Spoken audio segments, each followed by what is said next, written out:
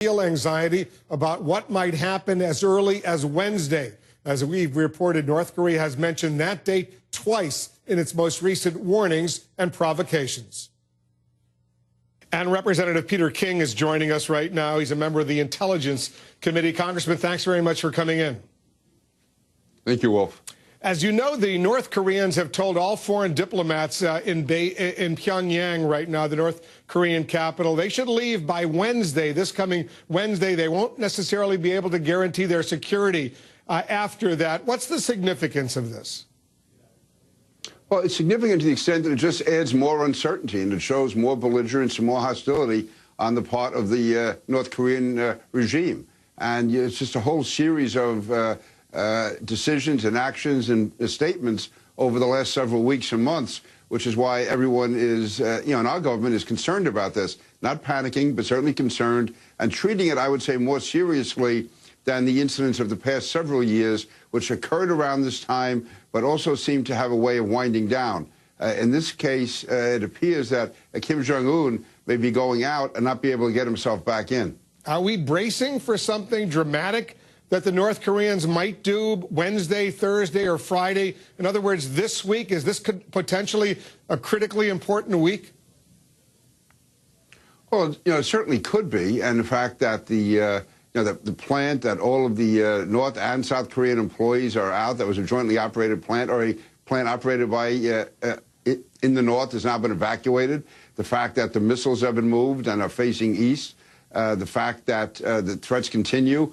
Yes, we have to, again, I don't want to be spreading panic here, but certainly we have to be concerned, and we have to be, as each day goes by, watching it more and more carefully. And then, of course, leading up till April 15th, which is the birthday of the former leader. So all of this has to be monitored, and we have to reassure our allies in South Korea, let Japan know that we're standing with them, and also we have to be sending messages to the Chinese that they have a real role to play here as far as tamping down North Korea, because there's going to be more and more of a permanent U.S. presence in the Pacific as a result of what North Korea is doing. And also, if a war does break out, God forbid, the last thing China would want is a war on the Korean Peninsula, which ultimately would have to result in a South Korean victory and a united Korea, which I don't think China wants at this stage. A lot of analysts think this new young leader of North Korea is simply bluffing, seeking to extort money, other concessions from South Korea, from the U.S., China, Japan. You think he's bluffing?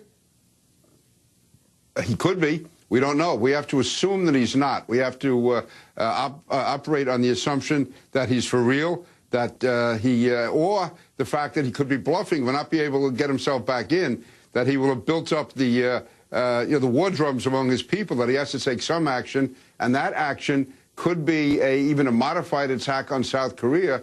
But the new South Korean president, President Park, has said that she will respond to any attack. This won't be like in previous years where there were South Koreans killed, there was attacks made upon South Korea or South Korean territory, and the South Korean government accepted that. President Park has made it clear she will not.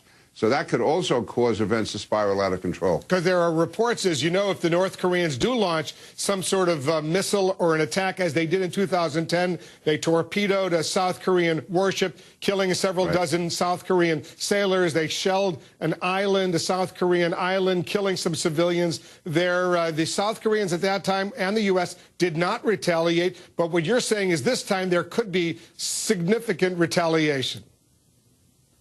Well, my understanding of President Park's position is that she has made it clear that she will respond, she will retaliate, and it's a question of, it's really only a question of how strong the retaliation will be, and then what does North Korea do at that stage? And I can't blame South Korea for retaliating. I mean, if they're a sovereign nation, they're being attacked.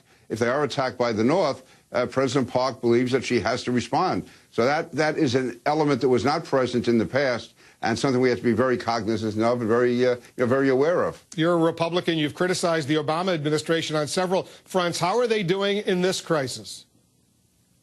I think since this crisis has begun, I give them full credit. I think both the president and Ambassador Rice in the United Nations, Secretary Hagel, have all done the right thing. I think as far as sending the B-2s, the B-52s, the F-22s, sending the missile defense systems, making it clear we're going to stand with South Korea, in effect saying an attack on South Korea will be an attack on the United States. I think that's the only message that can be sent. That's the clearest way to avoid a war, I believe, with North Korea, so let them know how serious we are. And also, I can't speak to it, but I would believe that there are overtures being made to China behind the scenes, because that certainly, to me, is a key element here, is China can tone North Korea down. But no, up till now, I'm saying this in a bipartisan way. I've been critical of the administration on Benghazi and also in Iraq and Afghanistan in certain aspects. But as far as North Korea is concerned, I give them full credit. I think they're doing what has to be done. And I have absolutely not that what I say matters, but